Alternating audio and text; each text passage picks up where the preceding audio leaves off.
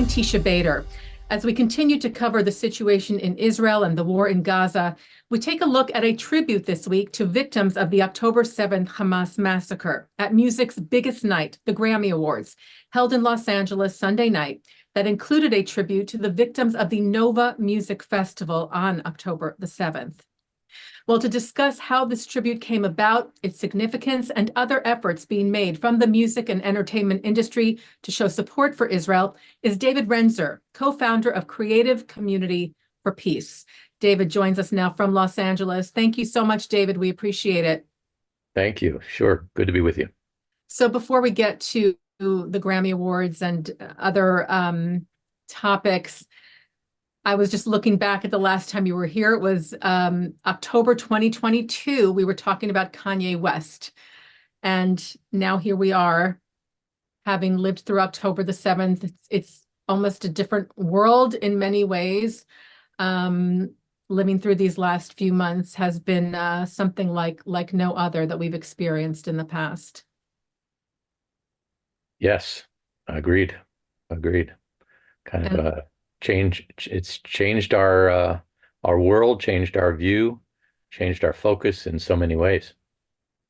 And Creative Community for Peace has really been a tremendous initiator and advocator of so many signs and shows of support for Israel, for the Jewish people since October the 7th. But let's start with the Grammy Awards, because honestly, I was surprised that this tribute actually happened. I had been reading, I know the head of the American Jewish Committee, Ted Deutsch, had called for a moment of silence at the Grammys. I reported on it in my newscast. I did not think there was going to be anything. And I was certainly pleasantly surprised by, in fact, the remarks made by Recording Academy CEO Harvey Mason Jr. Can you talk about how Creative Community was involved in those efforts, what that was like to help make that tribute actually take place? Sure. Well, there is precedent, and I think Harvey even mentioned it in his speech. When there was the horrible Bataclan attacks in Paris, there was an attack on music concerts in Manchester in the UK. There was recognition by the industry, broad recognition by the industry, about how horrific those attacks were, and recognition that music, is a force for good and a force that unites people. And I think it was in that spirit, really, that the Grammys and Harvey, acknowledged the attacks. Harvey is someone that, I personally have known a long time. He was actually a client of mine when I was chairman of Universal Music Publishing, and we honored him. Creative Community for Peace actually honored him at our annual Ambassadors of Peace event in 2021, in which he actually delivered his speech, and I remember it quite clearly. His speech then was also about the power of music to build bridges, and Creative Community for Peace has always been about building bridges to not just the entertainment community, but not just the Jewish members of the entertainment industry, but actually the broader industry, and we have on our advisory board non-Jewish entertainment industry leaders. We have a Muslim, a very high profile entertainment industry leader who actually leads one of the major record labels today. And we've honored, people from the Black community, from the Latin community. And so I think that's a deep part of Harvey and his beliefs, and it's clearly a major theme for the Grammys. So it all made sense for it to happen. But I have to say, I have to really congratulate. And there was he heard from many people in the industry, not just from Creative Community for Peace. And I have to say, there were many non-Jewish people who reached out to Harvey to encourage him to, and the Grammys to acknowledge it. So I think we should all thank the Grammys and Harvey I thought his messaging was spot on. And I think acknowledging not just the horrors of the day, but the over 40 people that were taken hostage from the Nova Festival. And so I congratulate Harvey and the Grammys for doing the right thing. And I think we all should. Absolutely. I just want to read a little bit of his speech. He says, music must always be our safe space. When that's violated, it strikes at the very core of who we are. Noting past tragedies, as you mentioned, at music venues in Paris, England, Las Vegas. Harvey said, on October the 7th, we felt that again when we heard the tragic news from the Supernova Music Festival for Love, that over 360 music fans lost their lives and another 40 were kidnapped. He said that day and all the tragic days that have followed have been awful for the world to bear as we mourn the loss of all innocent lives. It was very beautifully put. He did not mention Israel by name, but I think the message was extremely important and significant. Yeah, agreed. And the Grammys and NARAS have been great partners to Creative Community for Peace. And Harvey attended our last Ambassadors of Peace, which actually occurred shortly after October 7th. And we honored leaders. Again, an Black leader of one of the major labels, the president of Epic Records. The chairman of the labels were there. Leaders from the Latin music community were there, as well as leaders from the Jewish side of the entertainment industry. But yeah, I think we can all, I think we should all be proud and grateful for the Grammys, making that statement. And David, your organization has been involved just days after the massacre took place. You guys really jumped into action to find ways to advocate for Israel, to find ways to galvanize the entertainment industry. Talk about some of those efforts and what that process was like for you, if there were challenges and difficulties that you faced along the way. Right, sure. Well, just days after the October 7th attacks, and knowing from past, conflicts, especially Gaza conflicts, how world opinion can be so quickly moving. We organized an open letter. It started with 200 entertainment industry leaders, many celebrities, and I think we should mention some of the names. And the list quickly grew, by the way, and there's well over 2,000 high-profile entertainment industry leaders today who've signed on to the open letter. But it was an open letter, harshly criticizing Hamas and supporting Israel, urging people, to kind of not fall for the disinformation campaigns that would occur online, which, we've all seen that explosion. But I think it's worth pointing out, people like, and including non-Jewish celebrities like Chris Pine, Helen Mirren, and Billy Porter, Mark Hamill, and then of course people like Mayim Bialik, Gal Gadot, Liev Schreiber, who we actually honored at our last Ambassadors of Peace event, Jerry Seinfeld, Deborah Messing, and many, many others, and of course leaders of entertainment companies, et cetera. So, I think that was very, early on and an important step. And not too long ago, a few weeks ago, we actually helped organize a trip for Deborah Messing and another actor, Brett Gelman, to actually go to Israel and to bear witness. And we organized the trip for her. She had an incredible experience, seeing the devastation in the south of Israel and meeting with various groups. And I think again, we have to be grateful to celebrities like Deborah Messing and others who are using their voices to call attention to anti-Semitism, to call out the horrors of the October 7th attacks, and plead for the return of the hostages. Have you run up against challenges as far as when you do reach out to people, I imagine that there are those who say no, that there are those who don't feel comfortable, that are maybe scared of repercussions or how taking a stand could affect their career. What are some of those experiences? Obviously, we're not going to ask you who, but I'm just wondering what are some of the challenges you faced when trying to get this kind of advocacy off the ground? Sure. Well, Creative Community for Peace has now been active for over 10 years in the entertainment industry.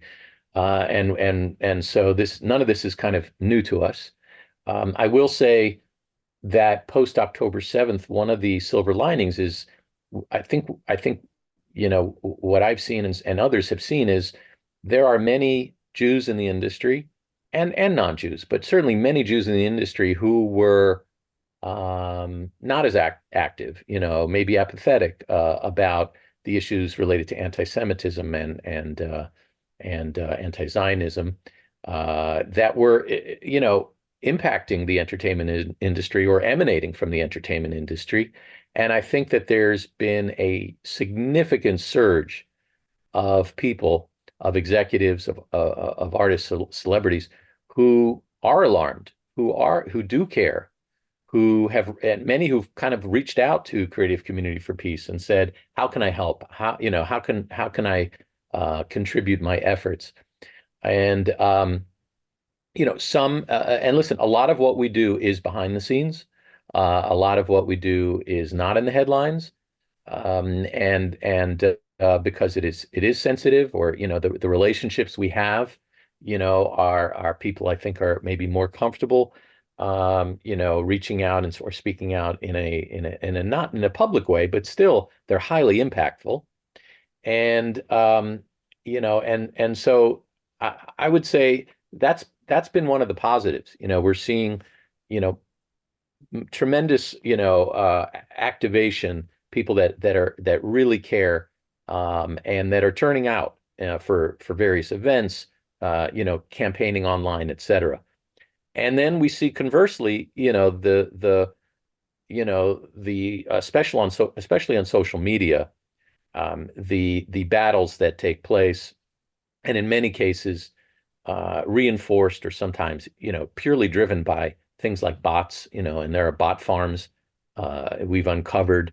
We've published reports how some of these bot farms are funded by Qatar, Iran, operated out of Asia, who attack celebrities who post something positive for Israel. But I will say, having just kind of gone through the Grammy events, many people wearing yellow ribbons. We were part of the campaign to help people, to get people to wear yellow ribbons. Some people even wearing chains, bring the hostages back. So I think that that's encouraging to see. I think that people aren't, afraid to kind of, to support. And this is many high profile entertainment executives. I'm talking about chairmen of record labels, who were wearing the yellow ribbon. And so there's encouragement. I think there's also a sense of that's needed. I think people feel that there's needed a sense of fraternity, a sense of community when the feeling is so much that the Jewish community is being attacked. And so, when we have events, we have a young leadership division, our Vanguard event, our last event, sold out, people kind of clamoring to, these are hundreds of young entertainment industry leaders, the next generation of leaders. And, our Ambassadors of Peace events, the biggest ever, most successful ever. So I think there's, I guess, a need that the entertainment community is feeling to be united, to come together, to have, support. And we function, across with many different initiatives to really kind of counter anti-Semitism that might emanate from the entertainment industry. I'll give you an example. We led the charge not a few months ago, with Bertelsmann, which is the parent company of BMG, that represented Roger Waters. And we led a campaign, got all the other major Jewish organizations on board, but it was our relationships, as entertainment industry leaders, I think that really kind of brought a lot of credibility to the conversations. But we went directly to the chairman of Bertelsmann and expressed our concern and displeasure with them being in business with Roger Waters. And it took some time, but they actually did the right thing. And they actually dropped Roger Waters as a client. And not only that, but right around Holocaust Remembrance Day, they actually formally adopted across the entire company the IRA definition of anti-Semitism. And you can go online on their website and see it. And I applaud Bertelsmann and BMG for doing the right thing, for recognizing that Roger Waters had crossed the line, and I think that that's just one example of us taking action, leading, not just the entertainment industry, but the entire community, in efforts to really do something when someone is having such a harmful impact, touring around the world, influencing thousands, with harmful messages. Well, congratulations. That's a huge achievement in and of itself, Thank David. you. So Thank you. good on you and Creative Community for Peace. I'm glad you brought up the thing about the yellow ribbons because, when we watch the award shows at home, we don't necessarily see all the people in the audience, and it may not appear that many people are wearing yellow ribbons. I remember with the Golden Globes this year, there were two actors who wore the yellow ribbon. I don't think either is Jewish, John Ortiz, and I cannot remember the name of the actress from Succession. Both wore yellow ribbons. I did not notice them really on any other celebrities, but I do know there were other people wearing them. I'm not sure what that effort was like. That was one of the earlier award shows of the season. Yeah, there are many people that are pushing this out.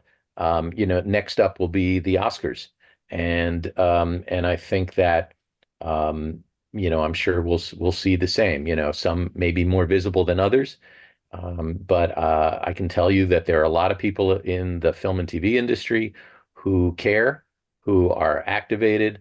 And for instance, we're supporting. There's an initiative right now to get the Directors Guild to establish Jewish affinity groups, which they don't have, and they have that for other minority groups. So there are people pushing again behind the scenes. Not all these are very public campaigns, but they're important and and impactful.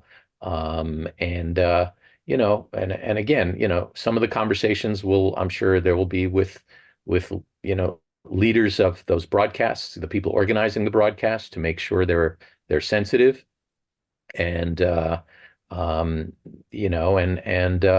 and look, we've got another campaign also now happening around Eurovision, which is not as well known in the U.S., but across Europe and the rest of the world is a huge Yeah. talent show, and they have participants from all these different countries, and there are some that are calling to boycott Israel from participating in Eurovision, which actually won which won the Eurovision just a few years ago.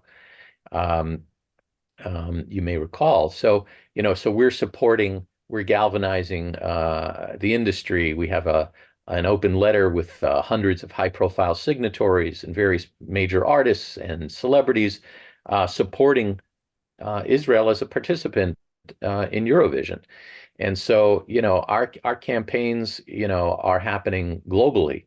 We've been involved with boycott issues, cultural boycott issues in Australia and New Zealand, and in various other territories. And so we work again to galvanize local industry leaders, and we have actually we have advisory board members.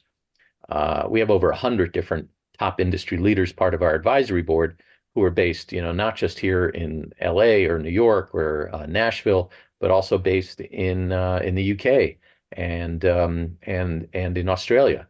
And so, it's we're trying to, again, the issues are coming at us kind of fast and furious these days, as you can imagine.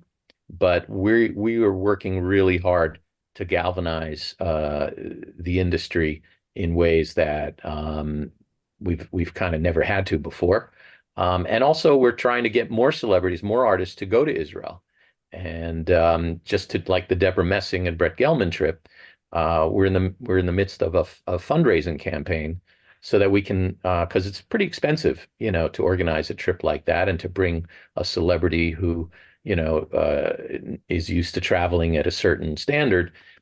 So, if there are any viewers or listeners out there who want to contribute to Creative Community for Peace so that influencers and celebrities can put out positive messages about their experiences, please feel free to visit our website or reach out, and you will truly be making a difference, I think, for the image and the PR campaign to delegitimize Israel in these terrible times.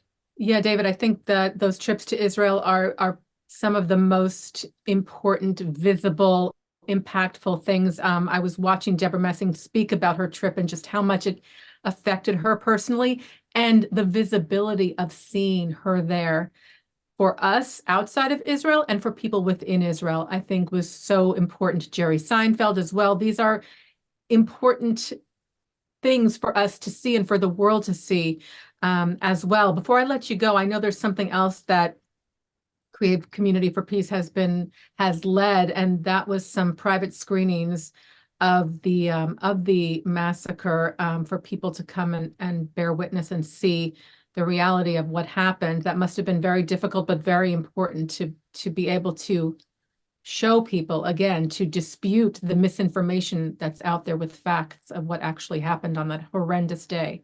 Yeah, yeah. We organized private screenings for not just entertainment industry leaders, but community leaders, non-Jewish community leaders who attended, and in fact, just the other night, we actually organized a screening. There's a new documentary about the Nova festival attack, and we organized a screening at a private screening and had something like 70 different entertainment industry leaders there to see that screening. So and now we're learning there's other documentaries that are in the works related to the festival, related to victims of the October 7th attacks. And so we're in the midst of kind of a number of other projects trying to help them get the broadest distribution if that's what they're looking for, or get the right leaders to view the footage, which and it's not, listen, some of it is very difficult to watch, and it's not an easy thing to witness, but it is important. And even hostage families, we really helped organize, and this is kind of an ongoing effort, but there were quite a few number of hostage families that made trips to Los Angeles and wanted to meet with influencers or entertainment industry leaders and hear their stories, hear their plea, and figure out how they could help. And so we've been involved in a number of those and helping to organize those. And again, it's these are all part of our kind of behind the scenes efforts to really to kind of support Israel, support victims of October 7th. There's some initiatives actually happening involving Israeli musicians who were also at the October 7th at the Nova Festival, who are there's two different groups of Israeli musicians that are planning trips out to the West Coast, and we've been involved with those. So there's all kinds of initiatives, experiences that are happening, and So some of what we do is very public facing. A lot of what we do is behind the scenes support, and I think they're all important. Absolutely. And we appreciate so much the advocacy of Creative Community for Peace, what you're doing on a daily basis. Your hands are clearly full, but all those efforts are truly, truly appreciated and so very important. David Renzer is co-founder of Creative Community for Peace. We thank him so much for his time. David, thank you very much. Hope to see you again soon. Thank you. Thank you very much.